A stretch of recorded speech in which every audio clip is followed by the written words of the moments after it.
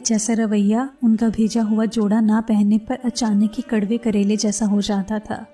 लेकिन इसके बावजूद भी मैं कभी समझ ना पाई थी कि इसके पीछे कोई बड़ी वजह हो सकती है। अगर उस रात मेरे हाथ से कॉफ़ी ना गिरती और बाकिर का भेजा हुआ जोड़ा ख़राब ना होता तो शायद मैं कभी इस सच्चाई को जान ही ना पाती कि जब तक मैं पूरी तरह बर्बाद ना हो जाती। जैसे ही मैंने बाहर के भेजे हुए जोड़े को उल्टा किया तो उसके पीछे कपड़े का एक टुकड़ा भी साथ में सिला था। वो पीले रंग का कपड़े का टुकड़ा मुझे बहुत जाना पहचाना महसूस हो रहा था और लम्हों में ही मेरे दिमाग ने जो बात मुझे याद दिलाई थी वो मैं सोच भी नहीं सकती थी। मैंने जल्दी से अलमारी खोलकर बाकिर के दिए हुए पिछले 5 जोड़ों को निकाला और सबको उल्टा किया तो देखकर मेरे कदमों तले से सनी निकल गई कि सबके पीछे पीले रंग के कपड़ों के टुकड़े जुड़े थे और ये सब टुकड़े एक ही कपड़े के थे और मैं इस कपड़े को बहुत अच्छे से पहचानती थी। अचानक ही 8 साल पहले का वाक़या मेरी आंखों के आगे घूम गया और मेरी टांगें कांपने लगीं। मैं शहर के एक बड़े कॉलेज में पढ़ती थी जहाँ सभी लोग मेरे जैसे अच्छे घरानों से आते थे। वही मेरी क्लास में एक लड़का रज़ा भी पढ़ता था जिसका ताल्लुक मिडिल क्लास से था। वो एक दुबला पतला सांवला सा लड़का था जो अपनी काबिलियत की बुनियाद पर स्कॉलरशिप लेकर इतने महंगे कॉलेज में तालीम हासिल करने आया था। हर कोई रज़ा की गरीबी और उसकी दुबली पतली जिसामत का मजाक बनाता। मैं और मेरी सहेलियाँ रज़ा को बेवकूफ़ बनाकर अपने असाइनमेंट भी उसी से बनवा लिया करती थी और वो बेवकूफ़ हमारे सारी असाइनमेंट बना कर लाता था।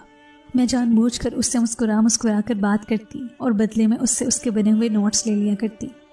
वो एक सीधा सादा सा लड़का था जो कि हमारे कॉलेज में आकर बुरी तरह से फंस चुका था। कॉलेज के आखिरी दिन चल रहे थे कि जब अचानक ही रज़ा ने मेरे आगे एक तोहफ़ा पेश किया। मैंने वो तोहफ़ा खोलकर देखा तो वो एक पीले रंग का जोड़ा था जो कि बहुत ही आम सा था। उस जोड़े के ऊपर ही एक कार्ड रखा था जिसमें बड़ा बड़ा लिखा हुआ था, विल यू मैरी मी।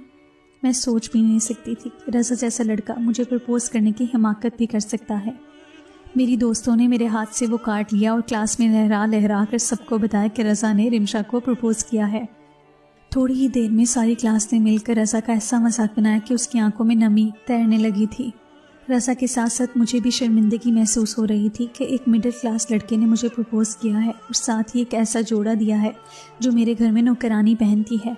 मैंने गुस्से में वो पीला जोड़ा रज़ा के चेहरे पर दे मारा और कहा कि तुम्हारी औकात ही क्या है जो तुम मुझ जैसी लड़की को प्रपोज़ करने चले। एक दफ़ा अपने आप को देखते और सोचते तो सही कि मुझ जैसी लड़की तुम्हारे जैसे लड़के का प्रपोज़ल कैसे कबूल कर सकती है, और तुमने सोच भी कैसे लिया कि मैं ये 2 टके का जोड़ा अपने जिस्म पर रखना भी पसंद करूँगी। इस तरह के जोड़ों को तो मैं हाथ लगाना भी पसंद नहीं करती। एकदम ही रज़ा की आंखों से आंसू टपकने लगे। सारी क्लास रज़ा के जज्बात का मजाक उड़ाने लगी और रज़ा अपने इस लाए हुए पीले जोड़े को समेट कर क्लास से निकलता चला गया। उस दिन के बाद से मैंने रज़ा को कॉलेज में दोबारा नहीं देखा था। वैसे भी मुझे उसके नाम से नफ़रत हो गई थी। वो तो चला गया लेकिन हर कोई मुझे उसके नाम से छेड़ने लगा। इस बात को तकरीबन 8 साल गुजर चुके थे। आज भी इसी पीले जोड़े को बाकिर के भेजे हुए उन खूबसूरत जोड़ों के पीछे टुकड़े टुकड़े होकर टिका हुआ देख रही थी। मुझे समझ नहीं आ रही थी कि बाकिर के जोड़ों के पीछे रज़ा के दिए हुए जोड़े के टुकड़े कैसे लग गए थे। मैंने कांपते हुए हाथों से बाकिर को फ़ोन मिलाया तो वो पूछने लगा कि तुमने मेरा जोड़ा पहना कि नहीं। मेरी ज़ुबान लड़खड़ा रही थी। मैंने बाकिर से पूछा कि आपका रज़ा से क्या ताल्लुक़ है। ये सुनकर बाकिर एकदम खामोश हो गया और कहने लगा कि ये कैसा सवाल है। मैंने कहा कि बाकिर मुझे सच सच बता दीजिए कि असल क्या बात है। मैंने आपके भेजे हुए जोड़े को पलट कर देखा है और सबके पीछे ही एक पीले रंग के जोड़े के टुकड़े लगे हैं और मैं अच्छे से पहचानती हूँ ये वही जोड़ा है जो कॉलेज में रज़ा ने मुझे दिया था। मेरी बात सुनते ही फ़ोन में बाकिर की हंसी की आवाज़ गूंज उठी। वो बहुत आराम से मुझसे पूछ रहा था कि फिर कैसा लगा तुम्हें वो पीला जोड़ा पहनकर। तुम्हारे घर की तो नौकरानी भी उससे अच्छा जोड़ा पहनती है। फिर तुम पिछले 5 दिन से कैसे इस जोड़े के टुकड़ों को पूरी तरह मोहब्बत से अपने ऊपर पहन रही हो। बाकिर की बात सुनकर मैं अपनी जगह सख्ते में आ गई थी। वो जो कुछ कह रहा था वो मेरी समझ से बाहर था। मैंने बाकिर से कहा कि मुझे बताओ तुम रज़ा को कैसे जानते हो और तुम्हें ये 8 साल पुरानी बात कैसे मालूम है। यह बात सुनकर बाकिर कहने लगा कि मेरा पूरा नाम रज़ा बाकिर है। मैं वही दुबला पतला और सांवला सा लड़का हूँ जो तुम्हारे साथ कॉलेज में पढ़ता था, जिसकी गरीबी का तुमने सरेआम मजाक बनाया था। देख लो आज किस्मत ने हम दोनों को कहाँ ला खड़ा किया है कि तुम मेरी मोहब्बत में इस कदर डूब चुकी हो कि अगर मैं 2 मिनट भी तुमसे बात ना करूं तो तुम्हें सांस तक नहीं आती। बाकिर की बात सुनकर तो मुझे मज़ीद झटका पहुंचा। باقر جیسا لمبا چوڑا اور خوبصورت لڑکا بھلا رضا کیسے ہو سکتا ہے؟ رضا تو حد درجے کا دبلا پتلا اور سانولا تھا، اس کے پچکے ہوئے گال مجھے آج تک یاد ہے۔ باقر کہنے لگا کہ جب تم نے میری غریبی کا مذاق بنا کر میری محبت سے لائے ہوئے جوڑے کو میرے منہ پر مار دیا تھا تو میں نے سوچ لیا تھا کہ اب میں غریب نہیں رہوں گا۔ میں نے کالج چھوڑ کر باہر ملک کے لیے ویزا اپلائی کیا تھا اور اپنے ماموں کے پاس امریکہ چلا گیا۔ وہاں چھوٹی موٹی نوکریوں کے ساتھ ساتھ میں نے تعلیم کا سلسلہ دوبارہ سے شروع کر دیا تھا، اور جیسے ہی تعلیم مکمل ہوئی تو مجھے امریکہ میں بہت اچھی نوکری مل گئی تھی۔ لیکن میں ساری زندگی پردیس میں نہیں گزارنا چاہتا تھا، اسی لیے اپنی ڈگریوں کو لے کر واپس اپنے ملک آ گیا۔ لیکن واپسی کے سفر تک میں اتنے پیسے کما چکا تھا کہ یہاں آتے ہی میں نے اپنا ایک چھوٹا سا کاروبار شروع کیا، اور خدا نے مجھے اتنی ترقی دی کہ میں دن بدن امیر ہوتا چلا گیا۔ غریبی انسان کو بدصورت بنا دیتی ہے۔ جب میرے پاس پیسہ آیا اور میں امریکہ گیا تو وہاں کی آب و ہوا اور خوراک نے مجھے چند مہینوں میں بدل کر رکھ دیا، اور میں دبلے پتلے سے ایک ہینڈسم شخص میں بدل گیا۔ پیسہ انسان کو حسین بنا دیتا ہے، اور یہ بات بالکل سچ ثابت ہوئی۔ آنے والے کچھ ہی سالوں میں میری دھوپ والی مشقت ختم ہوئی تو خود بخود میرا رنگ کھلتا چلا گیا۔ ساتھ ہی ساتھ میں نے جم جوائن کیا، جس کی وجہ سے مجھ میں بہت تبدیلی آ گئی ہے۔ زندگی میں سب کچھ بدل گیا تھا۔ اگر کچھ نہیں بدلا تھا تو وہ تھی پرانی یادیں، وہ یادیں جن سے میری زندگی بدل گئی تھی۔ وہ پیلا جوڑا جو میری الماری میں کئی سالوں سے بند پڑا تھا۔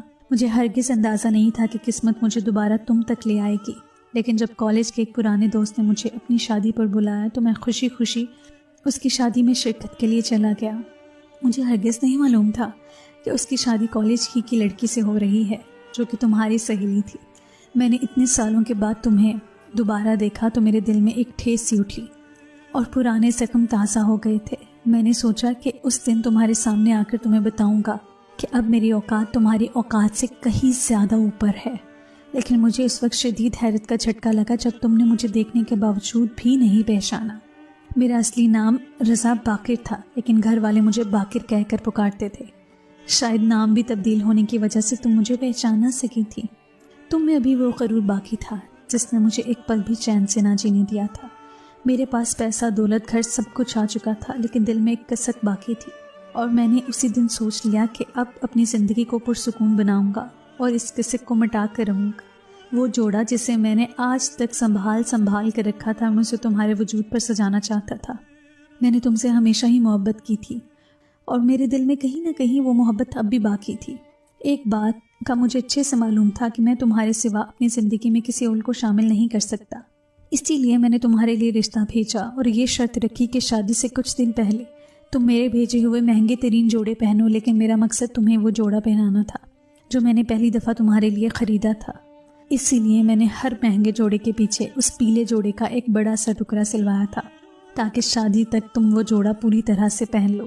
میں چاہتا تھا کہ شادی کی رات تمہیں خود یہ ٹکڑے نکال کر دکھاؤں کہ کسی طرح تم نے اپنی خوشی سے اپنے جسم پر یہ کپڑا پہنا ہے۔ باقر کی باتوں نے مجھے کسی کھائی میں دھکیل دیا۔ میں سوچ بھی نہیں سکتی تھی کہ میرے ایک رویے سے باقر کی پوری زندگی اس طرح سے بدل گئی تھی، اور یہ سچ تھا کہ میں اب باقر سے بہت محبت کرتی تھی اور اس کے بغیر ایک پل بھی نہیں رہ سکتی تھی۔ اور میں جب بھی باقر کے دیے ہوئے جوڑے پہنتی تو مجھے ایک عجیب سا احساس ستاتا۔ شاید یہ میری چھٹی حس تھی جو مجھے کہہ رہی تھی کہ کہیں نہ کہیں تو کوئی بات ہے۔ باقر مجھ سے شادی کرنا چاہتا تھا اور وہ اب بھی مجھ سے محبت کرتا تھا۔ میں نے باقر سے معافی مانگ لی تھی اور اسے یقین دلایا تھا کہ میں اب کبھی کسی کو غریب نہیں کہوں گی اور نہ ہی کسی کی غریبی کا مذاق اڑاؤں گی۔ باقر کہہ رہا تھا کہ اس کی بہن کے امتحان ختم ہو گئے ہیں اور وہ کل میرے گھر اپنی بہن کو ملوانے لے کے آئے گا۔ اس کی بہن دیکھنا چاہتی تھی کہ اس کے بھائی نے اپنے لیے کس حسینہ کو پسند کیا ہے۔ باقر کے رویے میں ایک دفعہ پھر مٹھاس گھل گئی تھی۔ میں واقعی خوش نصیب تھی جو میرے اتنے برے رویے کے باوجود بھی باقر نے مجھے دل سے قبول کیا تھا۔ شاید اگر کوئی اور شخص ہوتا تو مجھے چھوڑ جاتا، لیکن باقر نے ثابت کر دیا تھا کہ اس کا تعلق ایک اچھے خاندان سے ہے۔ میں نے اس سے کہا کہ میں ان سب ٹکڑوں کو جڑوا کر ایک لباس تیار کرواؤں گی اور شادی کی رات اسے پہن کر دکھاؤں گی۔ یہ سن کر وہ ہنس پڑا اور کہہ رہا تھا کہ اب اس کے پاس دولت کی کمی نہیں، میں جس جوڑے پر ہاتھ رکھوں گی وہ مجھے لا دے گا، لیکن اب مجھے یہ پیلا جوڑا ہی سب سے زیادہ عزیز ہو چکا تھا۔ تو دوستو یہ تھی آج کی کہانی۔ اگر آپ کو آج کی کہانی پسند آئی ہے تو اس ویڈیو کو لائک کیجیے اور اس چینل کو سبسکرائب کیجیے۔